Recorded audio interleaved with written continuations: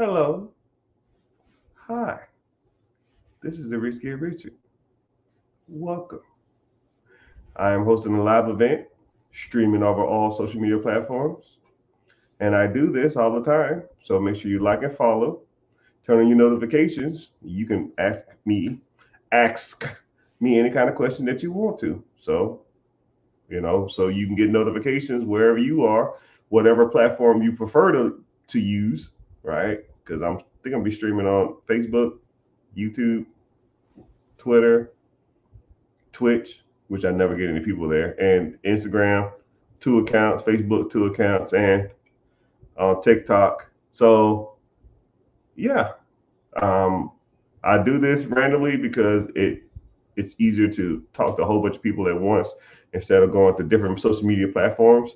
So if you follow and subscribe or tune in, I can pretty much answer any question that you have financially.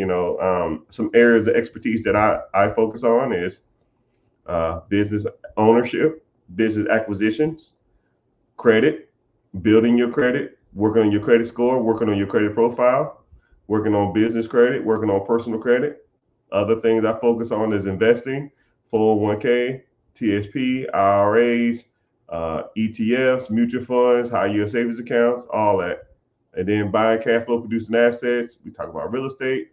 We talk about storage units. We talk about Airbnb. We talk about ATMs. We talk about uh, shoot, vending machines, and all that kind of stuff. Which, in theory, is the embodiment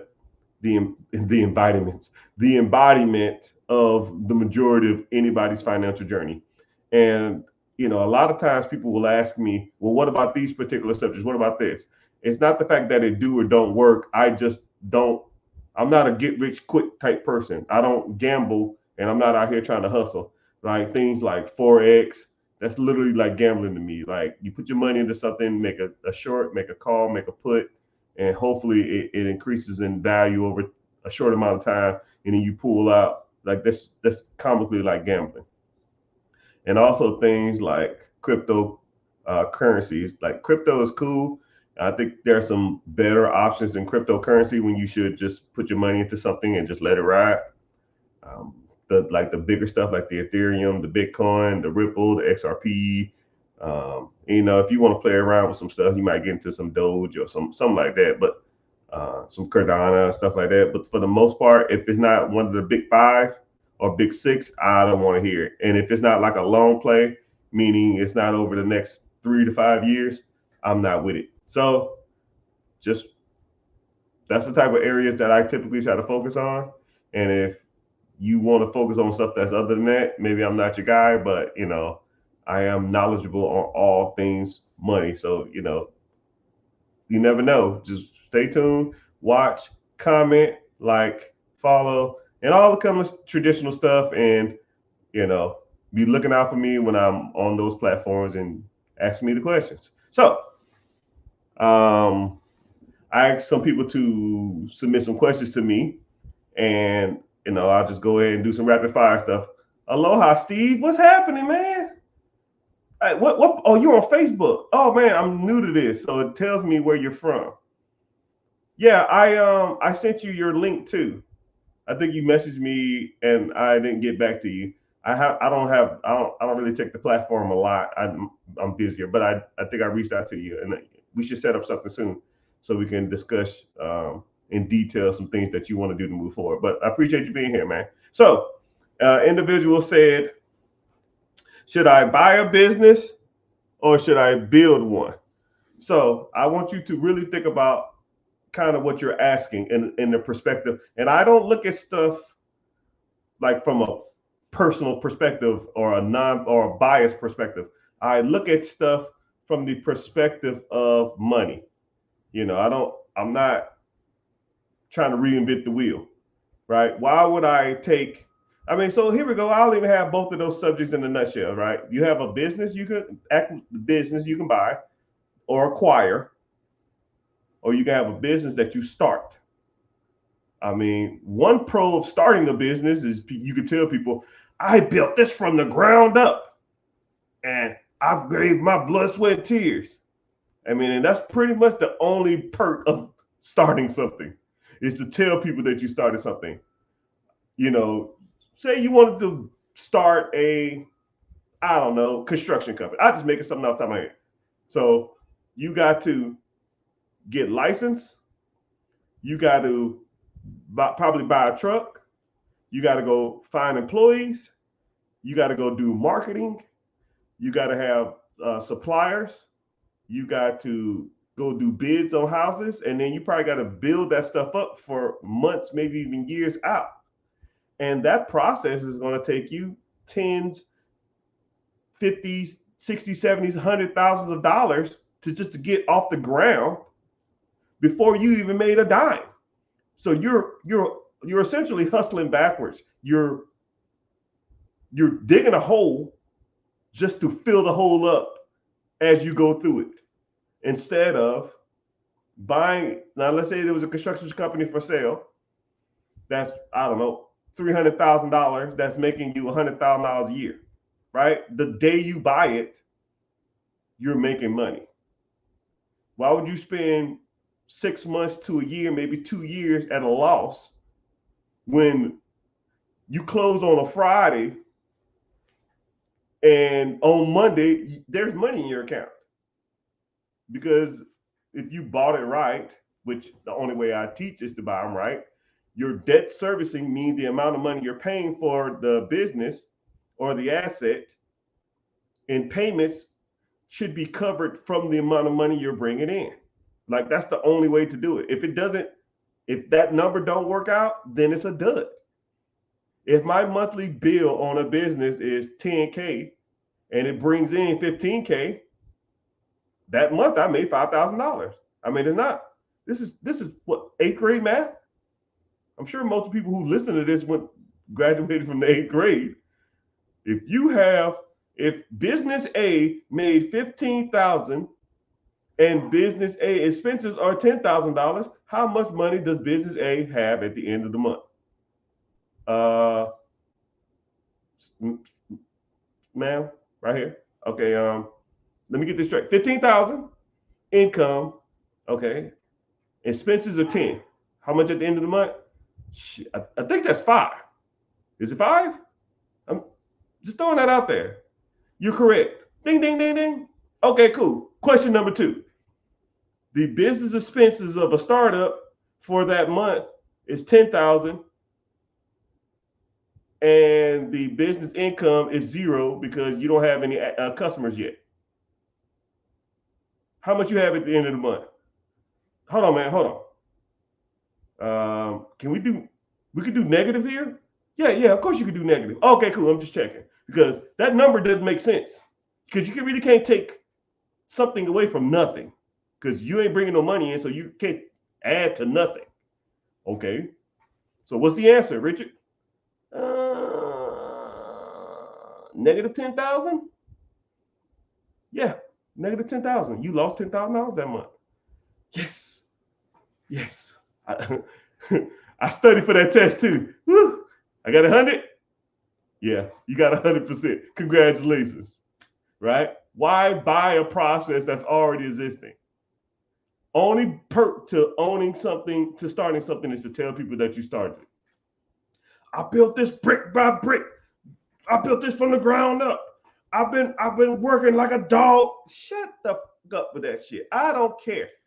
I'm here to make money, not friends, not have a good time. I don't want no owner pride or none of that crap. Right? I think I take more pride in something that makes money than something that doesn't. Think about that.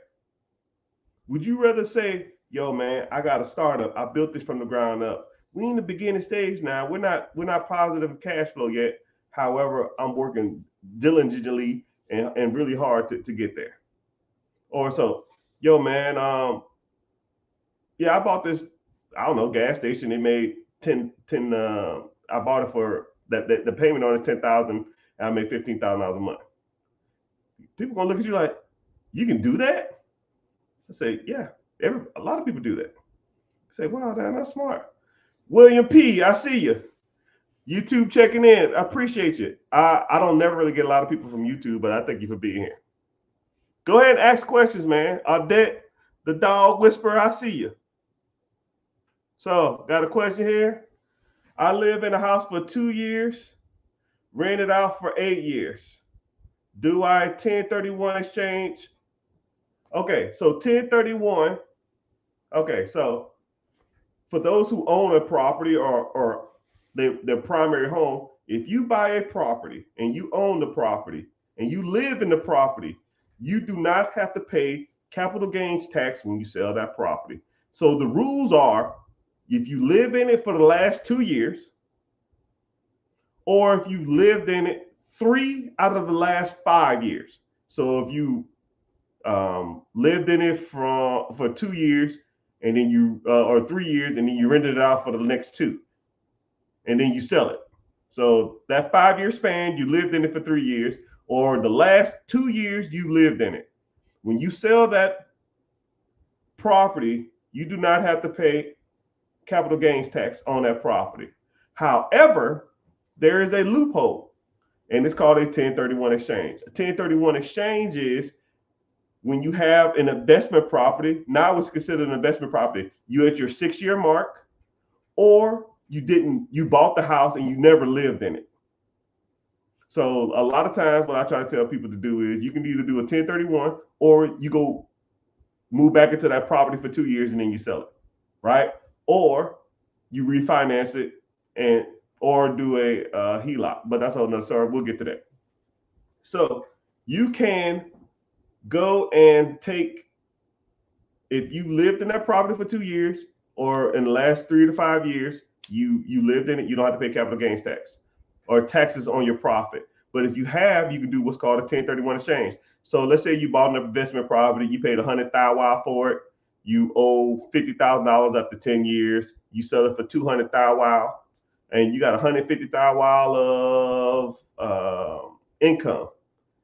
You can pay capital gains, which is 35% or something.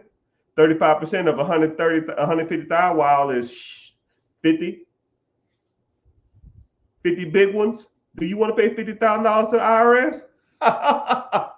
Hell no. So you can do what's called a 1031 exchange. That means you take your profit and roll it over to another property, right? So instead of you paying $50,000 to the government, you pocketing $100,000. You take the whole $150,000 and then you roll it over to another property, and you defer capital gains tax, or you defer taxes on that income. But you actually can buy a business that has real estate attached to it too, and you can do a 1031 exchange. So if you have $150,000, you can put $150,000 on an existing business. Let's say the business was $1 million and it's producing you $150,000 a year. So now you bought the tenant, that's the business, you bought the real estate, you deferred taxes, and you produce income every month. Win, win, win. All I do is win. Win, win, win, win, win. And then say if you have an investment property and you say, yo, man, I want to sell it, but I don't want to do any 1031 and exchange, none of that crap. Cool. Just refinance, because debt or refinancing is non-taxable. You do not pay taxes on debt. So if you owe $50,000, it's worth $200,000, you go to the bank and you say, yo, I need a loan for 70%, 75% loan to value. 75% loan to value is what, $120 or something? They're gonna give you a loan on $120. You have $30,000 worth of equity. They pay off the $50 you owe. You got a new loan at $120, and you keep the difference, which is $70,000. No capital gains tax, and then you still got $30,000 worth of equity in the property. Win, win, win, win. That's how we do it, people. But there's multiple ways to skin that cat. It just depends on you and the circumstance. But I'm a advocate of long buy and hold. Okay? Long buy and hold. So if you buy a property, either refinance it or 1030, don't never really sell. Just keep the equity in the property, even though equity is dead money. Just keep it in the property, and or either refinance or take a HELOC out on it, and then use that to buy more property. Even though HELOCs is the same thing. HELOCs is debt, so you can't be taxed on debt. So kind of the same thing. But that's a good question, sir. I hope I answered it.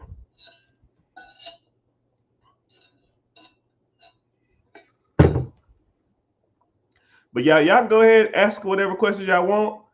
I don't know how social media works. I don't know if you can tap the screen and give it likes. But please make sure you're tapping the screen. Make sure you're following. Make sure you are turning your notifications, because I'm pretty much here to answer all of, if not all, any of your questions, right? But I'll give a quick commercial break, I guess. I do offer a free webinar that talks about buying cash flow producing assets, fixing your credit, buying real estate, investing, and all that kind of stuff like that. The link's in the bio, wherever the hell you are, on all social media platforms. Just click the link, sign up for the free class. It starts at 9 p.m. Eastern Standard Time, which is about an hour and 50 minutes. You know, I almost forget I even have to teach the class, but I always remind myself, like, Wednesday. Today's Wednesday, right? You know, it's bad when your days run together, because every day is just a grind. It's a hustle. You know what I mean? So, but how are y'all doing? Let me know where y'all checking in from and all kind of stuff. We got somebody from Hawaii. Dad, where you at now, man? I know you travel everywhere.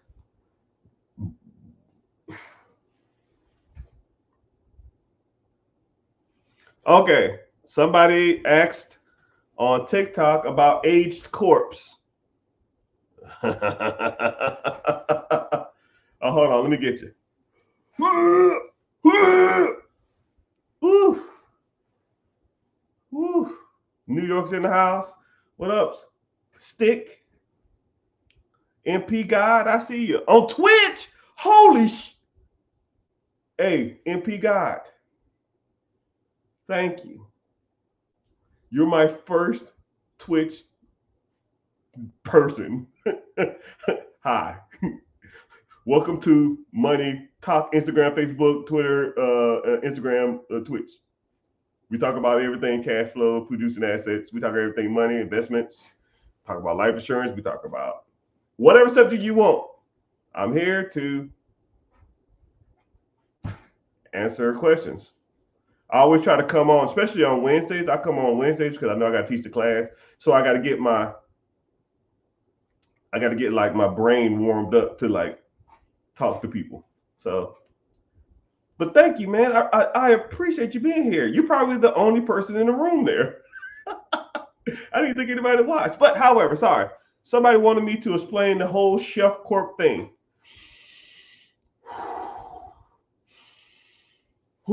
You're gonna get me hot and bothered, brother. You're gonna get me hot and bothered. Okay. So let's go back to a far distant land. The land of 2017. Skinny jeans and and 50 cents and Soldier Boy. That's supposed to. But anyways, so back then, the banks stated that, hey, we will give you money contingent upon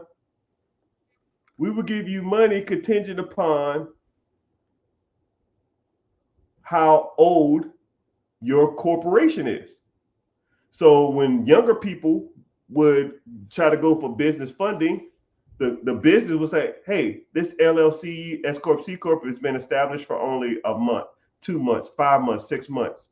Like, we're not going to give you any money. You're not trustworthy, right? So people went and got aged corps, aged LLCs, aged C Corps, aged S Corps, and that type of stuff.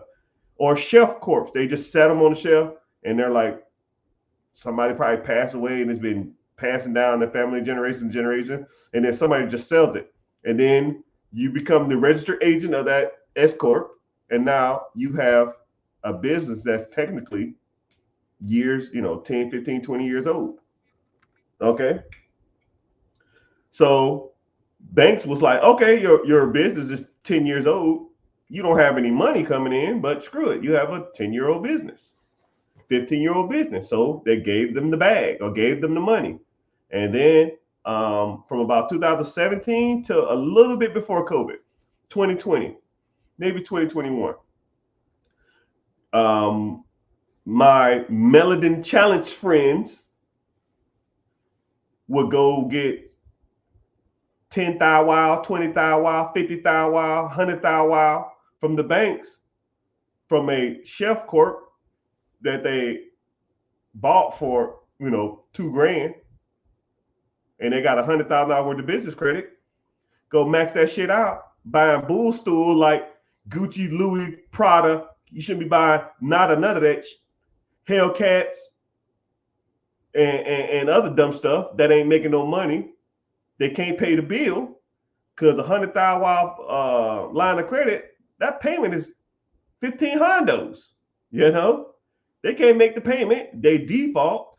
The bank's out of $100,000 just because you did a $2,000 play, and now the bank's got hip to that shit, and it's like, yo, we're done with that. We are done with the Chef Corp game. We're not giving these mother cluckers no more money. From here on out, I don't care how long. And then it went to like, let's go to Dun and Bradstreet and let them build trade lines. And through the trade lines, if they can pay their trade lines on time, then we'll give them lines of credit through the business. But Dun and Bradstreet wasn't reporting their NAV scores. They wasn't reporting their net 30s, net 60s, net 90s to and getting their done scores and stuff like that. So people was paying on these trade lines through Uline, Granger, and all that kind of stuff like that. They wasn't reporting, so people were trying to go get business credit, and then it wasn't working. That was like real big during COVID. 2019, 2020, 2021, a little bit of 2022. So banks said, you know what? Screw it. I don't care how old your LLC is. I don't care how old your C Corp is, S Corp. I don't care. All business debt will be secured by personal credit. All. ALL. You walk into a bank, I don't give a shit if your Age Corp was owned by Mahatma Gandhi. You're going to have to secure that damn debt with your own personal credit. Because now what they're looking at is, can you pay your bills on time? I don't give a shit. So now let's think about it, which actually makes more sense. You got two people. This corporation is 50 years old. This corporation is a month old. This person with the 50-year-old business has a 400 credit score. Two charge-offs, two delinquencies, a bankruptcy, and a repossession. But his business is 50 years old. This guy has an 800 credit score, $30,000 worth of personal credit, no debt, a house, no payments, and an 800 credit score. Now, who would you want to loan money to?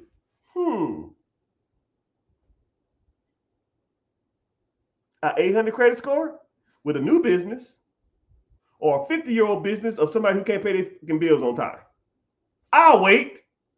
Well, never mind. I won't wait because I already know the answer. Give me the 800 credit score. This guy shows responsibility. A 50-year-old business of a person that can't do no business is worthless. I'll take the new guy. And that's how you get business credit with a new LLC. People come to me all the time. Yo, man, I'm going to go buy me a Chef Corp. Why? Why pay $2,000 for some shit you can get from the Secretary of State for $50? How's your personal credit? Well, it need a little work. That's what it needs. You need to get your little ass to work. That's what you need to do. That's the play. Fix your personal credit.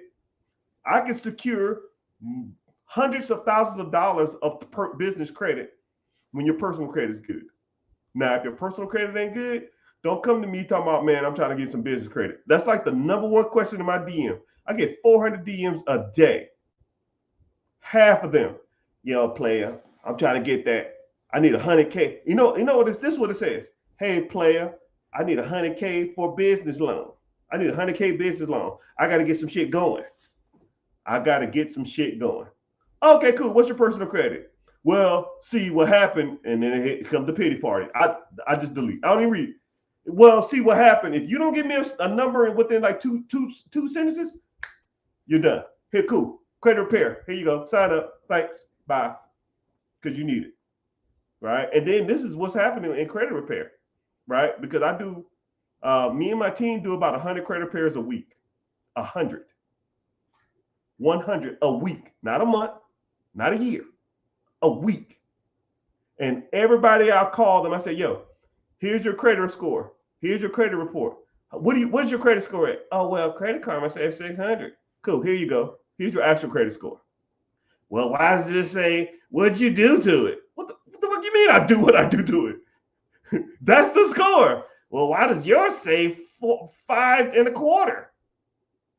I think yours is wrong. No, ma'am or sir, mine is right.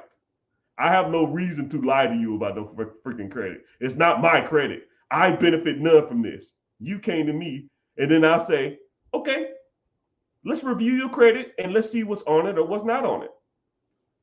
It says right here that you had a late payment for a medical bill. Oh, well, see what happened is that shouldn't be on there. Well, it says you got a repossession right here. Well, see, what happened is I put my car, my baby mama name, and so it is right. Well, they shouldn't be. Get out of here with that. No, don't justify to me. The banks don't care. You're just a number on a piece of paper. That's it. When you come to my face and you say I want funding, or I want to buy a business, or I want to buy real estate, or I want my credit repair, or I want to get into investing, it's just numbers to me. There's no bias. You don't have to sell me. You don't have to press me, right? I've seen people with hundreds of millions of dollars, and I've seen people with $300,000 worth of credit card debt, right? I don't shun. I don't discriminate. I don't hate. You are just a number. It's just a number. It's just numbers to me. That's it. Don't care. So one or two things going to happen. You can sit here and keep playing the blame game, or we can get to work and come up with plans to get rid of this freaking debt and get this bullshit off your credit and get these utilization down and then get your hard inquiries off. Because at the end of the day, they're there, regardless of who put them there or how it's got there. Don't care. Let's take care of this shit. Well, see what happened. No. We're done with the excuses. I don't give a shit. Right? No pity parties, right? I should get a t-shirt that says no pity parties because I don't want to hear it. People send me DMs and stuff. Dude, I've seen DMs, I swear to you, was longer than the Notebook. I've seen DMs longer than damn Harry Potter, chapters 1 and 2. I'm like, yo, bro, you don't have to sell me. I don't care. I don't care. I'm not reading all this. What do you need to do? Okay? I don't know if I answered your question, Mr. Chef Corp, but I kind of did. All right. Sorry about that. I'm on a rant. People. I would love to train through you. Yeah, man. Click the link in the bio. Join the free class. I got a free class coming up in 1 hour, about an hour and a half. But so for those who are on this social media site that I'm pointing to, that's not the people right here, make sure you tap in the screen. Your price of admission for 15 seconds is just tapping the screen. Michael P. Jordan, what's happening?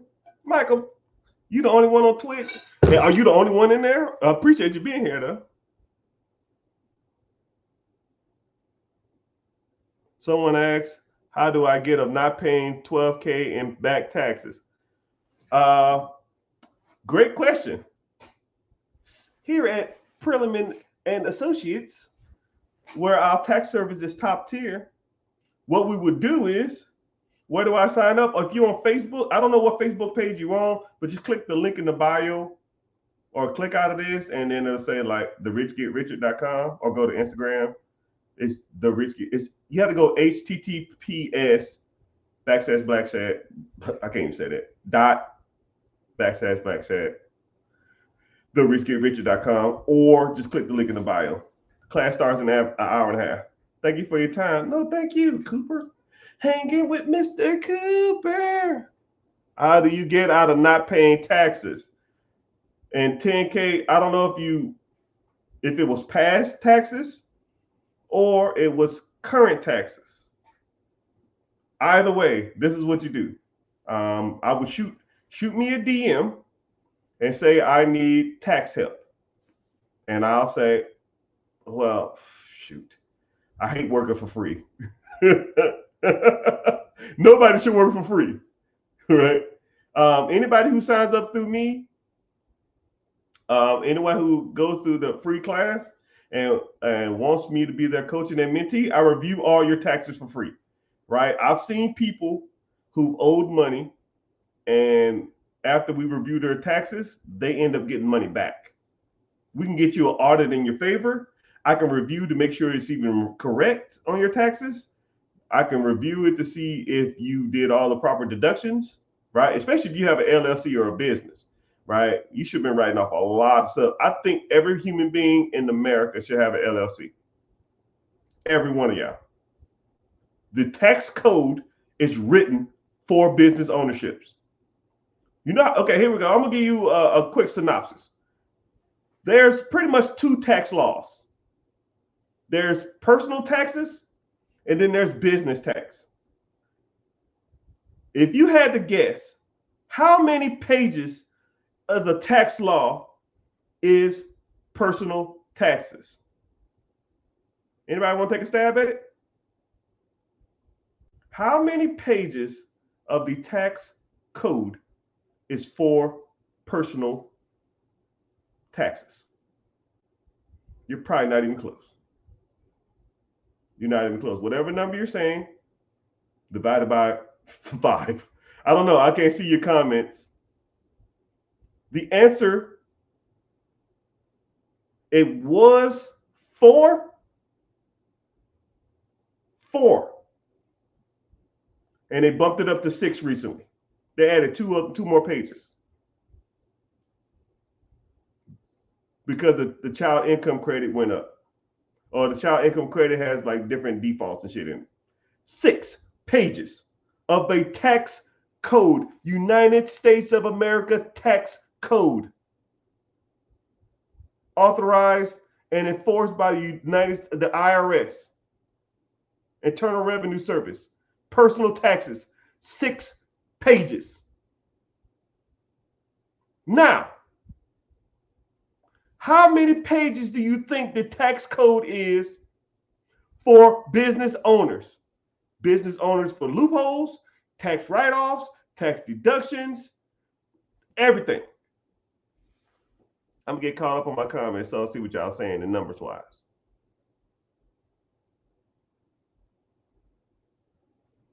Someone said 5,000 pages for personal taxes. No, it's 6. Business tax code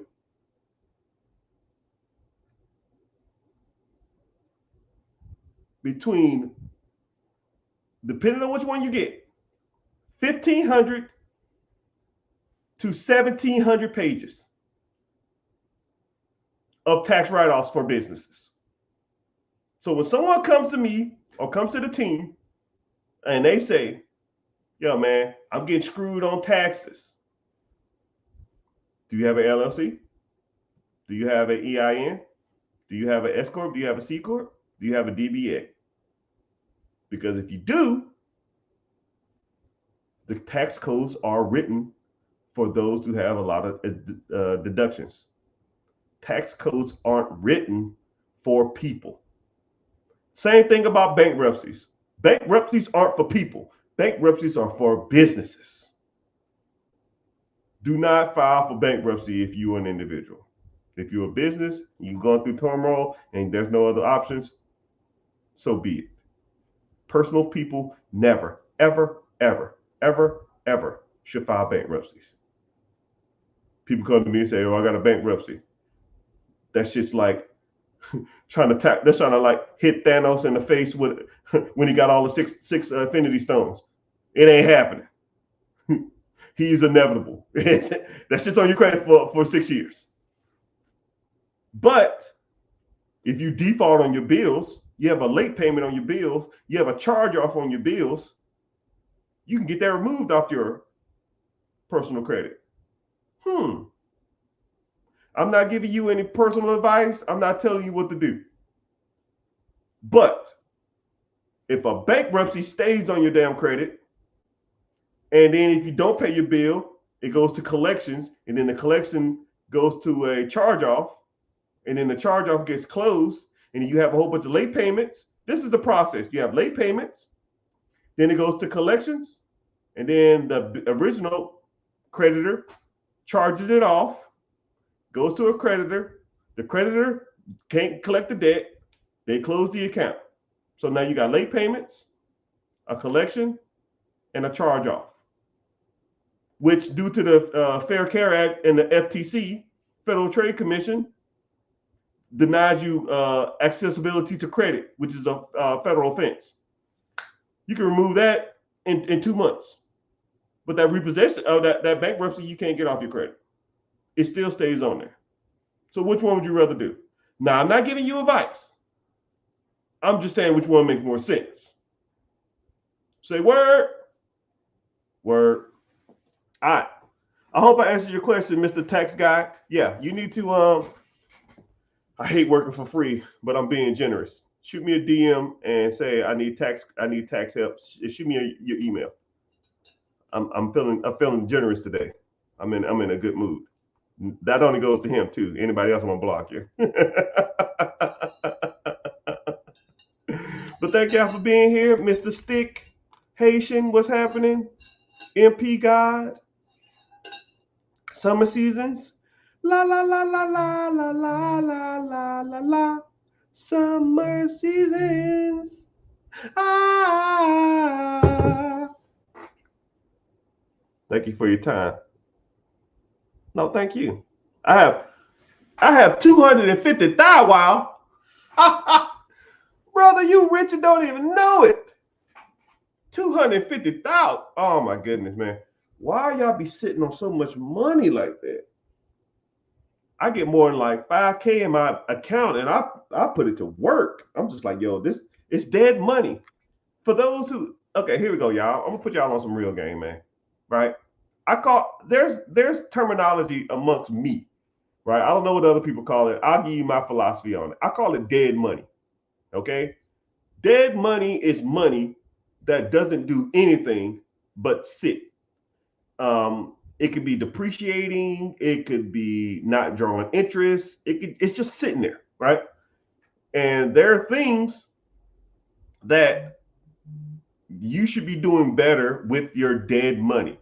One, if you have money, I guess, in a savings account, it should be in a high yield savings account. At least it hedges some inflation. If you don't have your money in a high yield savings account, it's dead money, right? Second of all, money in your like checking account, right? Anything over like 10,000, wow, take your expenses for the month, double it. Anything more than that, dead money. It's just, it needs to be allocated towards something that makes money, right?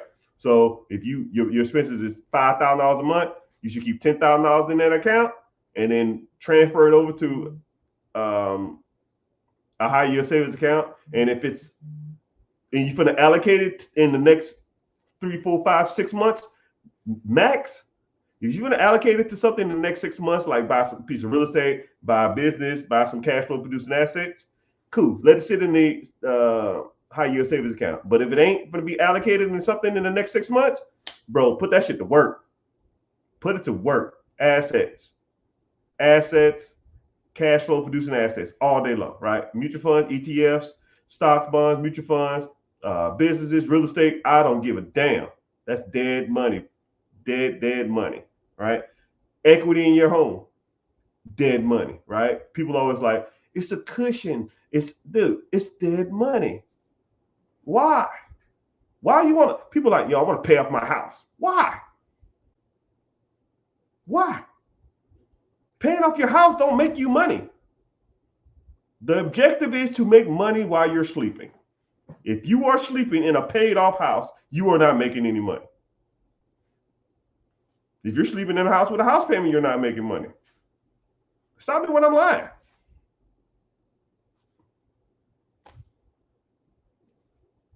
Right? If your objective is to pay off your house, you can't access that money until you die or sell it or refinance. Let's say you bought a house at 30, you 60, your house is paid off. You bought it for 300, now it's worth 650. Congratulations. You got a $650,000 anchor weight that you sleep in every day because it's not making you any money. Well, I save a house payment. Brother, you save $3,000 a month in payments. You still pay taxes. You still pay insurance. You still have a payment. Oh, it's not as much. Let's say if you put that equity of that $600,000 into the stock market, and it's drawing you on average 10.1% over the next year. 600,000, wow, 10%, $650,000 over at 10% is $65,000 or $5,000 a month. Would you want a paid off house or $5,000 coming in every month? Hey, what the fuck do I know? Right? What do I know? Right? And that's $5,000 a month, regardless of where you live. Everybody pays for where they live, right? But hey, whatever, man. You do you. And then if you'd have started the same process when you was 40 instead of 60, then you really would have been better off. Or if you put the $600,000 down on a $3 million apartment complex that produces you $400,000 a year. Oh. And then now you're making $30,000 a month. How about that? But hey, what do I know? Brother, ew. Memphis in the house. California, Chicago, Pearl Harbor, Hawaii. What's good? Greenwood, South Carolina. I made a small fortune in South Carolina. I just retired out of MacDill. Yes, sir. Me too, sir. What was you, Army, Marines, Navy? It looked like you was Air Force. Sorry to hear that. Nah, Air Force is the best branch. Idea for investing in a facility for pickleball.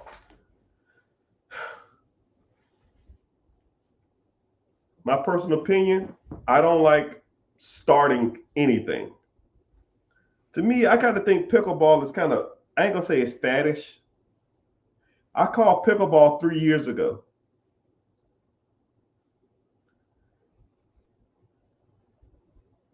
But if there was a pickleball facility that's already operating, then maybe. But do I want to buy something and don't have a proof of concept, don't have the marketing, don't have the network, don't have the people, don't have the resources to start something and hopefully it works out? That ain't my stick, man. That ain't it. To me, it financially doesn't make sense to buy a facility. This ain't the field of dreams. I don't build anything and hope people come. Right? People should already be there spending their money. Damn, that was a good analogy. Somebody should have been recording that one. You can have that one. What is the minimal credit profile score when seeking business funding? Great question, my brother. Sorry to bother you. Nah, you good, man.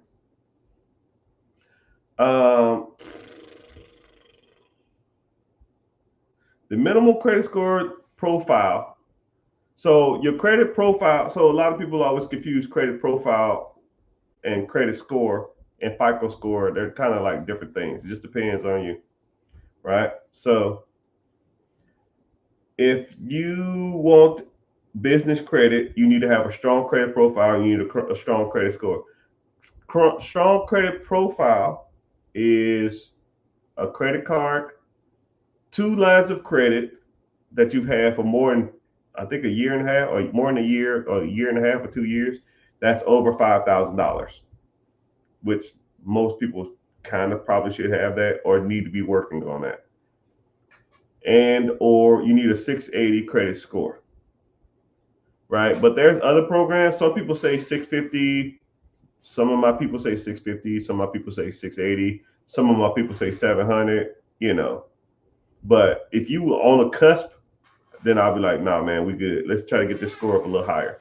So your objective is always trying to push your credit to the max. Because what's the point of having credit if you don't even use it? Like I was explaining that to somebody the other day, and a lot of people look at their credit like a vanity metric or something. You know, I have an 820 credit score. What the what? So what's the point? The objective of credit, in my opinion, is to use that credit to buy assets that produce you income every month. I don't give a shit if you got a 600 or 15,000. Don't give a damn how high your credit score is.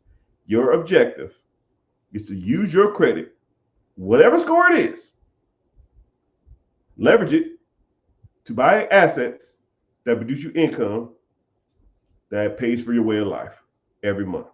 Point, period, blank. The score is a vanity metric. Who cares? Who cares? I always use the analogy of like a model and a bum.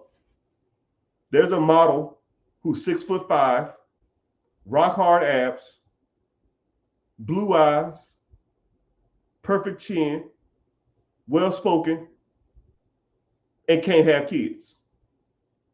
There's a 5'6" guy, beer gut, homeless, drools when he sleeps, but he can pop out 10 kids in the next 5 years.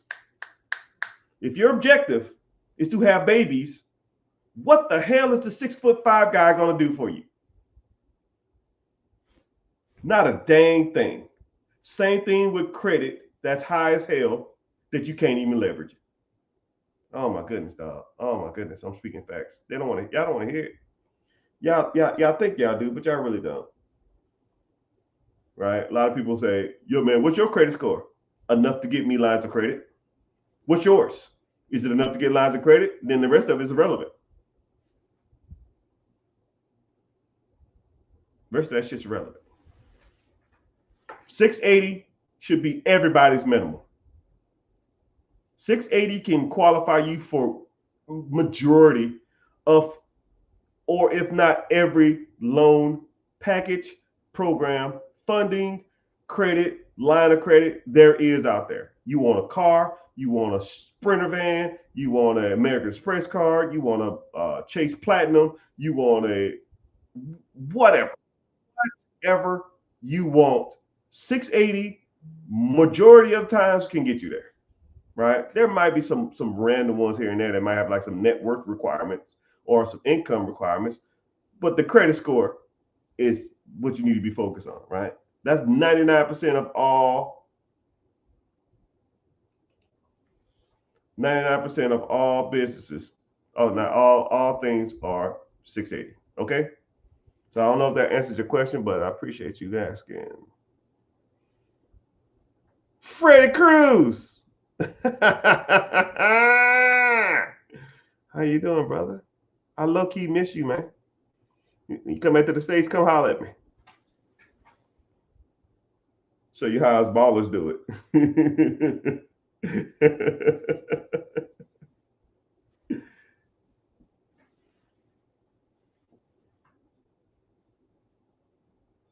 If I had $250,000,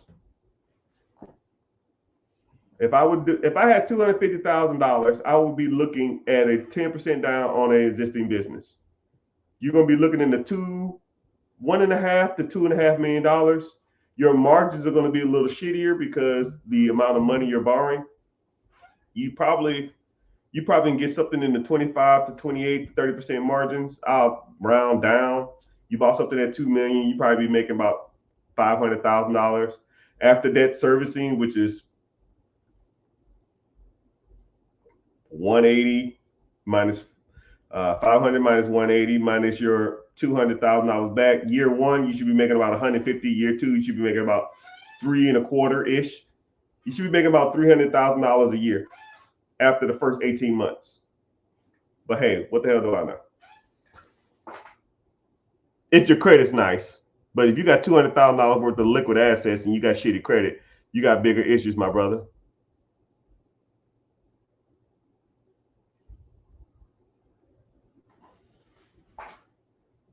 Folks preach business credit, then once you buy from them, they have personal credit card stuck you. Yeah, I guess. I kind of don't understand what you're trying to say, but yeah. I almost got scammed by your fake account. All right, y'all. These people in these damn fake accounts is killing me, man. I get a DM every like 5 people say, "Yo, man, is this the real you?" Because I got scammed. I almost got scammed. I'm just like, oh my goodness, dog. My goodness.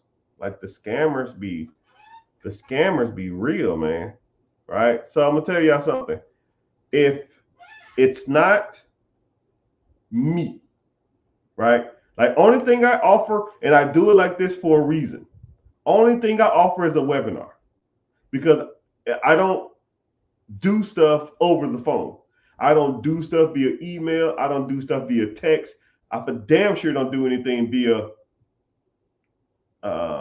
Telegram or whatever the hell it is. So it's easier for me to, if I want to do something with you, I physically see you, right? If it ain't that, it ain't me.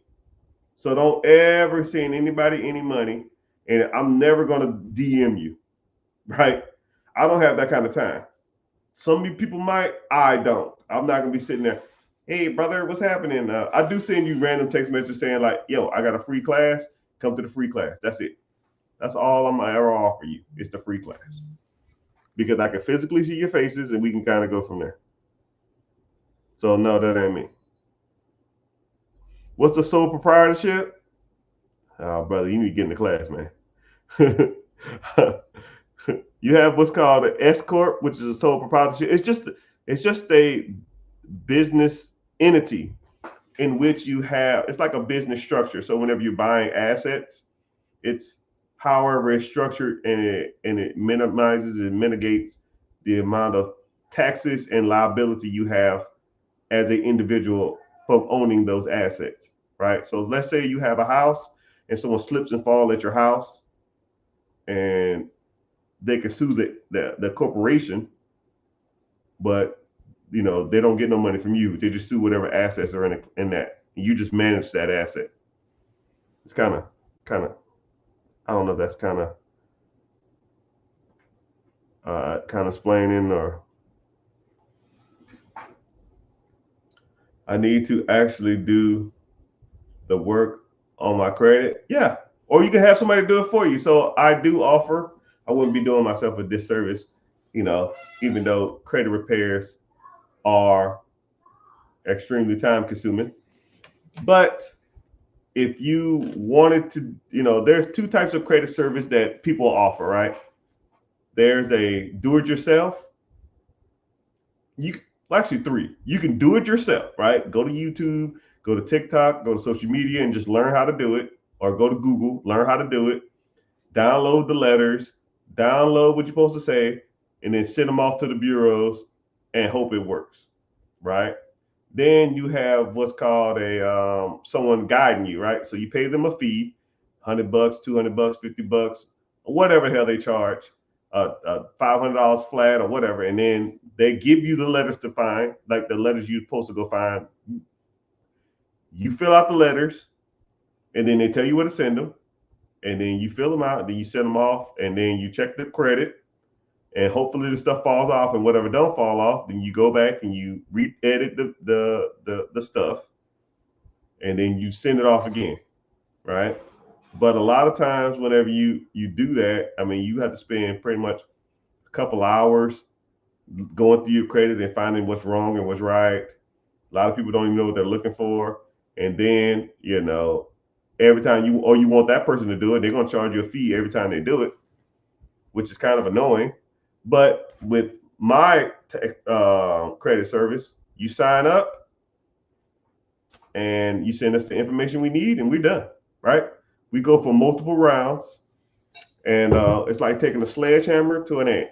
Right? Everything that's negative or bad or derogatory in your credit, we're gonna affect. We're gonna try to go for it. That's the goal. Go for the crappy crap on your credit.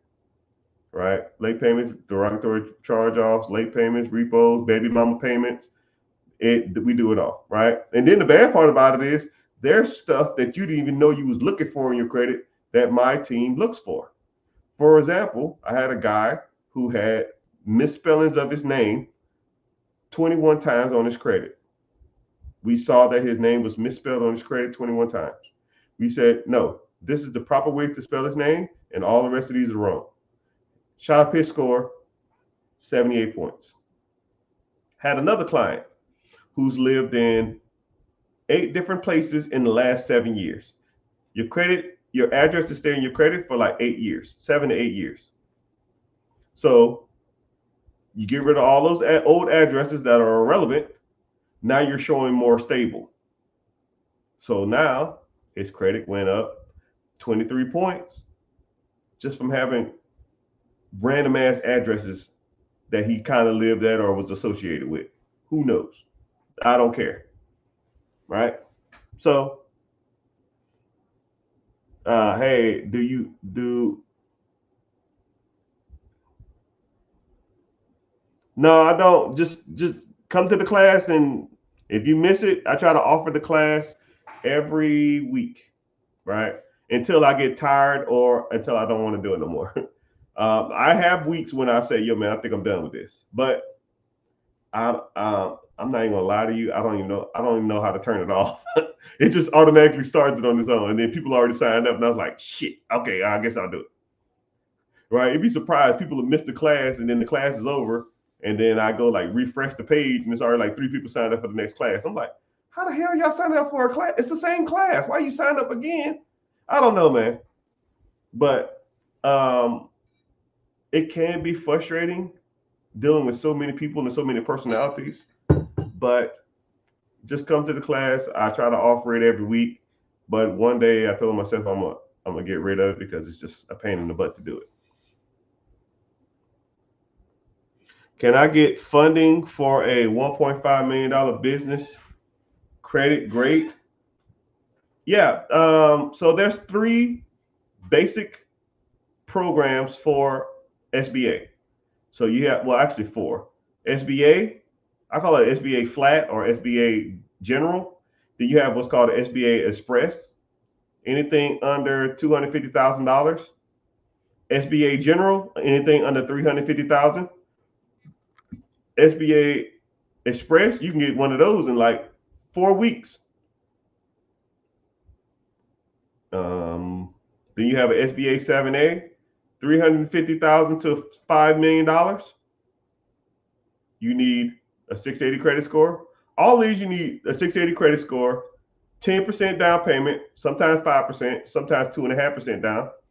But we always shoot for 10% down. 680 credit score and some knowledge on business owning, business management, or knowledge on that particular subject, right? And or you can hire the owner as a consultant for the business. So if you want to buy a business and you don't know how to run, let's say it's a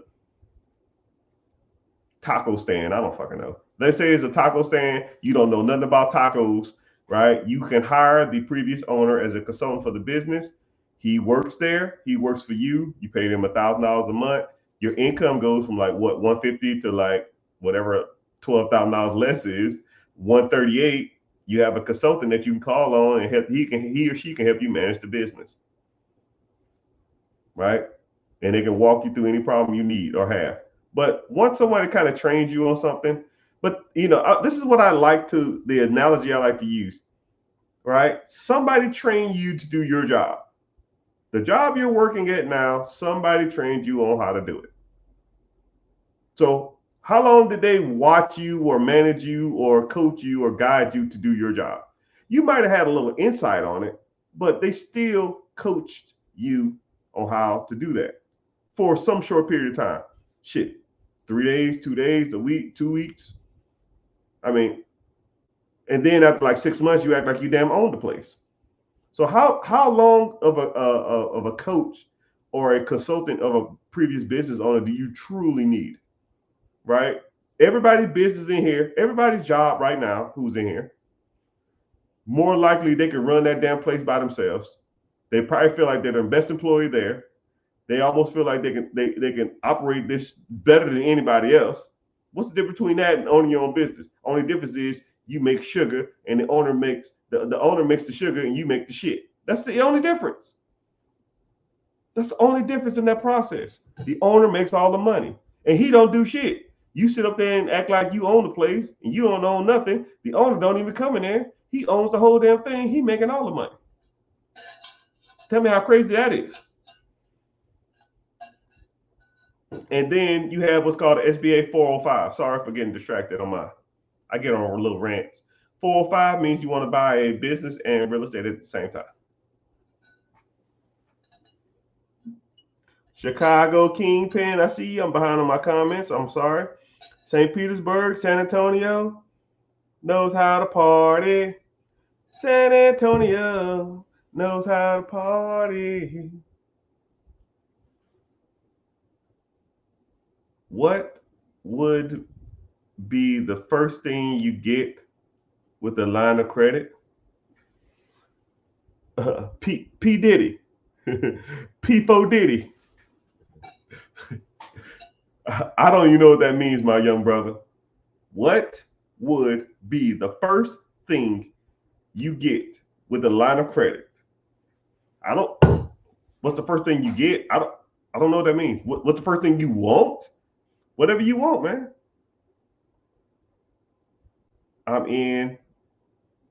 You're live. Thanks. What would be the first thing? So are you asking what's the first thing you need to do to get a line of credit? Right? There's multiple things. So with me, I almost feel like I hate explaining this to like just sitting here explaining it to people, right? That's why I have coaching programs. That's why I have mentees, because I can sit there and I can pre-record a video and I can say, yo, watch this video. This is what my team looks for, right? Because once people sign up for a mentorship or want me to be their coach or want people to guide them and stuff like that, I can just point you to the right videos to watch, right? Because my team and I talk about, yo, this is what I'm looking for. This is what I need.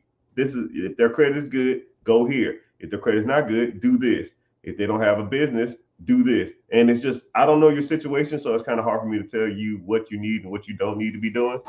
So it just depends on you, young brother. So I'm in the live. Thanks, man. Key. You coming to the class tonight? Miss Chicago? Can I qualify for business credit just for having an LLC? You need everything attached to the LLC. You need to be showing that you're a true business. And then you need good credit too. 680 is the minimum. If you don't have 680, then we need to work on it.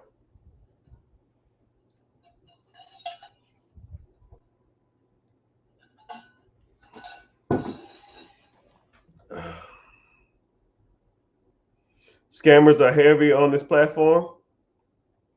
Yeah, I know, man. I get a scam that like, it's like, I counted like 200 scam pages.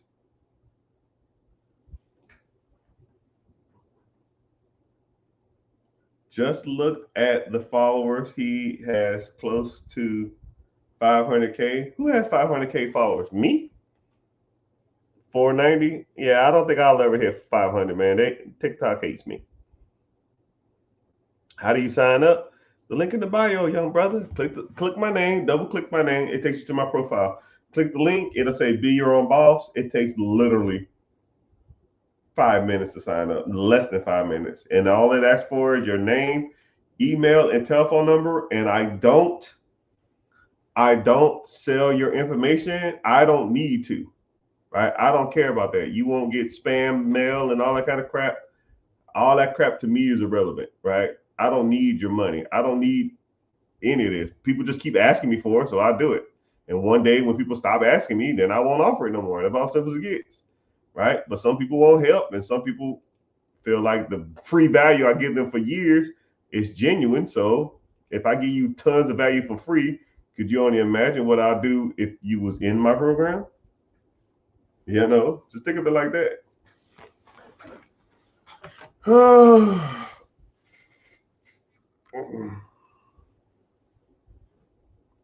I'm gonna get off at 8 o'clock on TikTok, Twitter, all that kind of stuff. It ain't that many people in here anyway. I'm glad that y'all watching from YouTube. Oh man, more people keep popping in from YouTube. Hey, YouTube guys, if you want to comment down below where you from, even in TikTok land, comment where you from. And I really need to get my rep up on YouTube, right? YouTube, they keep sending me naughty letters saying to engage more. So I'm just like, oh my goodness, or naughty emails. You thought I was teaching a different thing every day? I don't know what that means. So ambiguous, which I don't really consider the term biggest fan, but if I had like 5 people that was like the guys or girls, I think ambiguous would be comically in the top 5, right? Ambiguous was always on here. He's always engaging. He's always talkative. He's always supportive. He's never negative. But it's crazy though. I wish he'll just quit playing around and try to hurry and move forward, because it's kind of weird. I don't know what he looks like. I don't know his real name, and I would almost feel like super obligated to help him out because he's been like damn near ride or die for damn near a year, right? I don't know when you came on Ambiguous. I probably didn't have that many followers. I remember one time I think I was driving somewhere and it was me and Ambiguous. It was me, him, and like one other person, the last 2 people. I was driving like 45 minutes. I was just talking to him the whole time. Right? That's Die Hard, man. That was like a year and a half ago or something like that, man. I appreciate you being here though. Post-class details. I don't know what that means. Just come in there, man. The class is free. RCDC. Where's the link? The link in the bio. Click my name. What's up, broski? I'm doing good. Broski. It's free. And it starts in an hour. Hell, YouTube. Hey, I got 3 people in here. Hell yeah. 2 from Facebook. I got 2 Facebook accounts. So it's kind of weird how like, it's almost like my alter ego. The rich get richer. I never go there. I never use that account. It like got set up as like a default when I had like 5,000 followers, and I never use it. So if you're here from there, hey, but I don't ever use it. It's just like an account. I got one person on Twitch, which I set up a Twitch account 5 months ago. About a year ago. I never go on it. I've never posted a day in my life, but I have the account. So you hear from Twitch? Hey. YouTube, appreciate y'all. Twitter, not so much. But yeah, hold on. I'll do a refresh. But yeah, make sure, I'm glad y'all here. Ask the questions. I'm about to get off here because I always gotta like stretch and reset my brain to get on the live. You know, it's kind of crazy. This is kind of like exposing my weaknesses, even though I try not to. You shouldn't do it. Like every time I do the class, I get nervous. And every time I do my mentorship, I get nervous too. I talk to people literally for hours on end and not even think about it. But when I talk to people on my lives, or I talk to them in the mentorship, or I talk to them in the free class, I get nervous. And I have to like reset my brain, even though I pretty much sit here and talk for hours on end. And, you know, I think we all have character flaws, but I guess that wouldn't be considered a flaw. But you know, I'm showing my vulnerability. You know, but it is what it is. So, like I said, free admission for everybody. So all of y'all on the social media apps, just like the screen or tap the screen. TikTok, tap the screen for 10 seconds. That's your price of admission. And then I'll talk about whatever subject. But after about 5 or 10 more minutes on the other platforms except TikTok, I'm gonna get off. I'll probably get off on all of them because I gotta like reset my brain.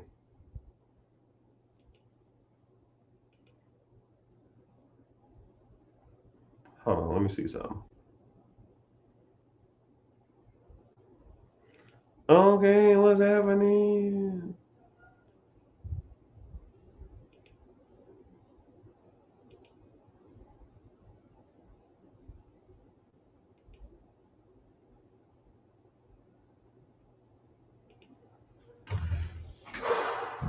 Okay. Oh, you see it? I guess no one's talking, so I guess I'll just talk about something random. Y'all don't have any? Nobody has any? Nobody. Okay, let's talk about something random. Okay, let's talk about. You want to talk about investing?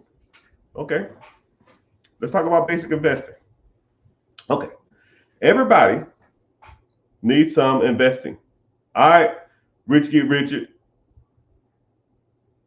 Hey man, I don't know who posing down there with me, but hey, that's one of the accounts, man. You better get out of here. They're gonna get you, bro.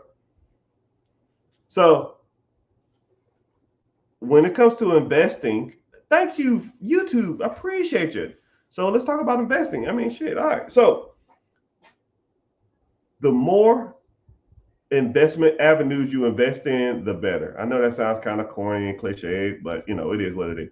So you need to be putting your money to work on all avenues, not just business acquisition, not just buying real estate. You know, all a journey of 1,000 miles start with one step. So things like investing in, especially if you have a job with a 401k. And no, I'll meet people that say, well, I don't want to invest in my 401k. I want to buy a business. And I say, well, how long you been there? Well, I've been there 7 years. You know, the 7 years you was working there, if you put $300-400 into an account, $400 over a year, and if they match, you put $400 in this account and they match that account. 400 plus 400 is $800. 800 over a year is 9 grand. Over the last 7 years, that's $5,600. I mean, $56,000. No, am I right? I'm off. Yeah, $56,000. I mean, and then you could take a SBA loan out and use your 401k as collateral for your down payment. So you're trying to like save up nickels and dimes, but not contributing to your 401k. But that's your down payment for the business right there. A lot of people come to me and they'll say, yo, man, I want to buy a business, but I ain't got no money. Okay, you have a 401k? Yeah, I got about 150,000 in there. Okay, cool. If you put that up as collateral, they'll put that as your down payment. Just don't default because you owe that money, which they understand. I mean, you're an adult. Sometimes you got to take risks, but that's an option, right? My thing is I'm the king of options, right? I give you multiple options, and whatever you like the best, we'll roll with that one. All right. So something else. ETFs and mutual funds. You should be contributing $50, $100, $150, $200 a month to ETFs. I don't care. My go-to is VOO, Vanguard ETF, Electric Transferable Fund, S&P 500. You track the top 500 performing stocks in America. So it's almost like fail-proof. And then high yield savings accounts, the money that's just sitting around, not doing anything. You need to be putting it in that. So you need to have, yeah, crypto-like options. And the more assets and the more options you have, the better a bank or the SBA or the government will look at you as more of a asset instead of a liability. Because you're showing diversity, you're showing management of multiple funds, and you look like somebody who people want to do business with. You know, you got $50,000 in one account, 401k. You got $20,000 into in stocks. You got $15,000 in a high yield savings account. Those are the type of shit that people want to see. Not, hey man, I'm like I don't know, man. I don't get it. I don't know. I don't know what people think or expect. But have more than one option and have your money circulating in multiple different things. Because if one thing don't work out, the other thing more likely is. You know what I mean? So, yeah.